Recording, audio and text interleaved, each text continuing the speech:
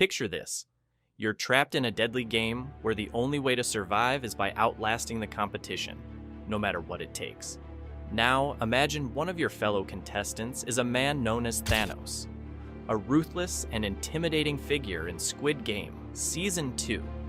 Unlike the Marvel supervillain of the same name, this Thanos isn't wielding an all-powerful gauntlet. Instead, he's wielding brute force, intimidation, and a complete disregard for the rules of the game. From violent fights to intimidation and even outright murder, Thanos does whatever it takes to stay in the game. But what if Squid Game wasn't an underground death match? What if the law actually caught up with him?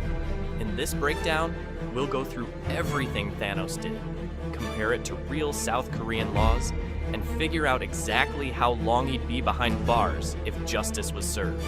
Thanos didn't just play the game, he dominated it with violence, intimidation, and complete disregard for human life. If Squid Game had actual law enforcement overseeing it, he'd be facing a long list of charges.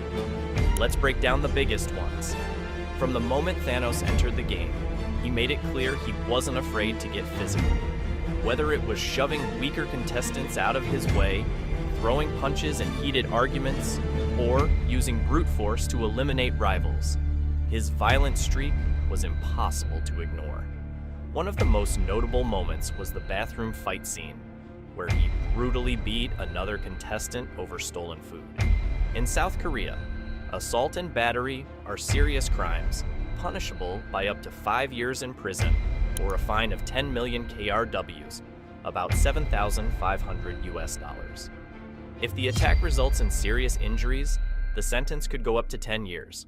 Since Thanos repeatedly attacked multiple contestants, he wouldn't just get one assault charge, he'd likely face multiple counts, adding up to decades behind bars. At one point in the game, Thanos was caught with illegal substances, using them to stay alert and even offering them to others in exchange for favors. Under South Korean law, drug offenses are taken extremely seriously.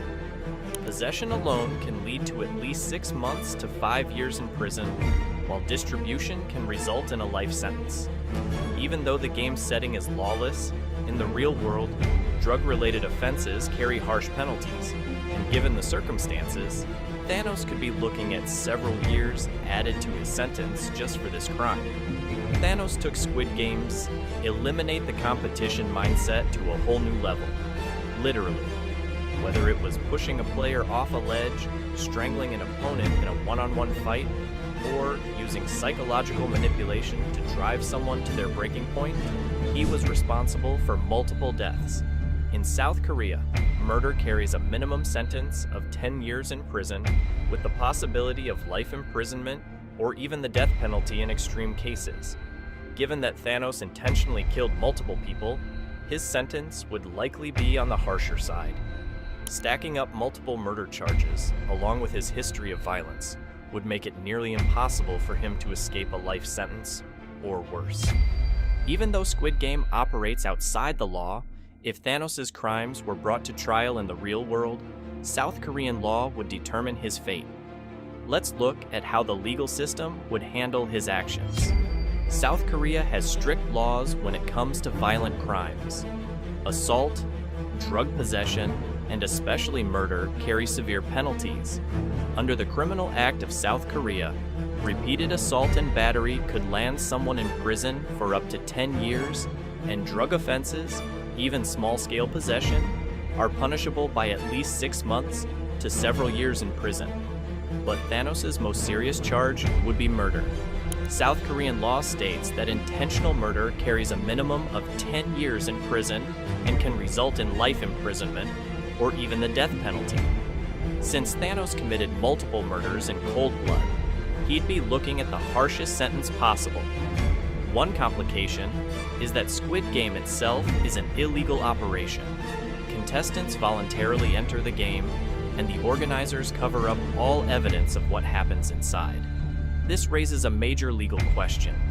Would Thanos even be charged if there's no proof the game exists?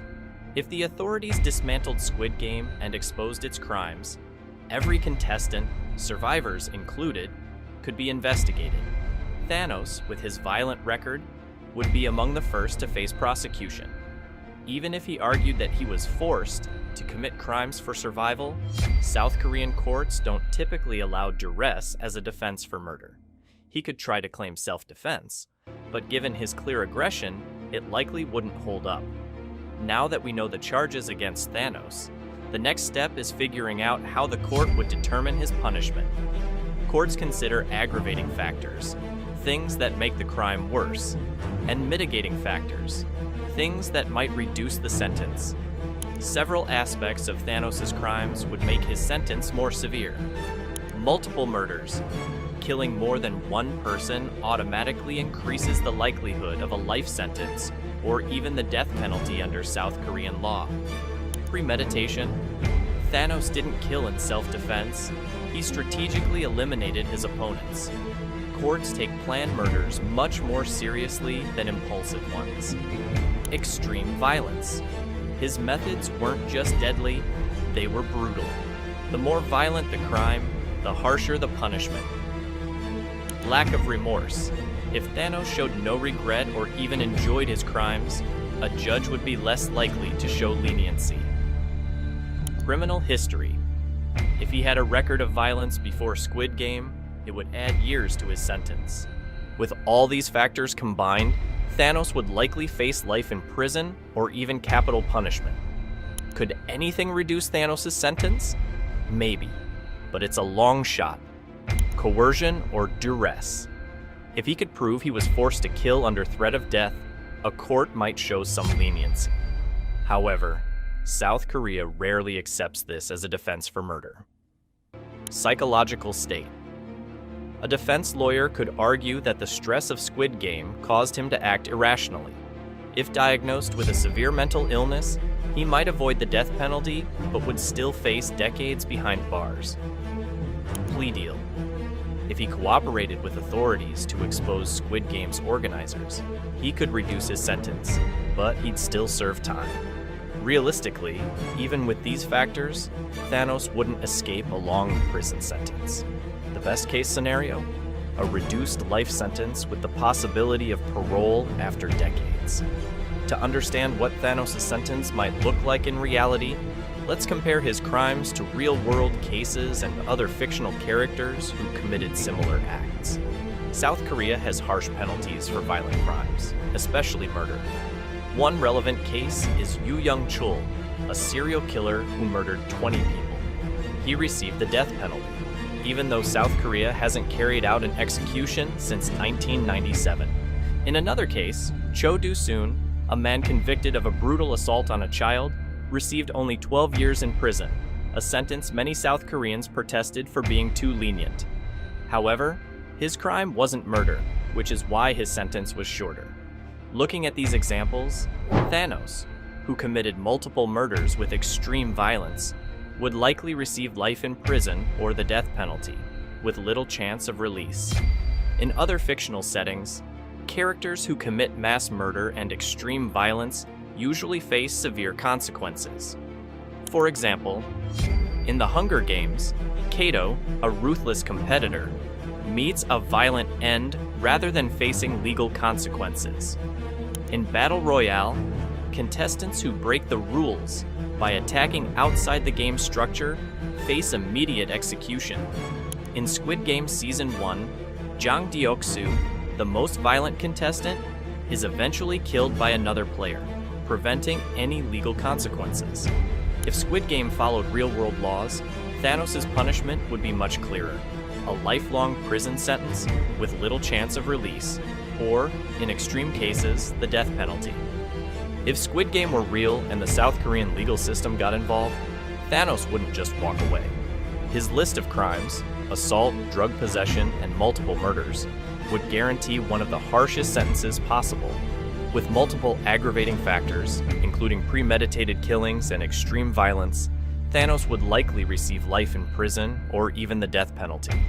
While some mitigating factors, like psychological distress or coercion, might be considered, they wouldn't be enough to spare him from a decades-long sentence.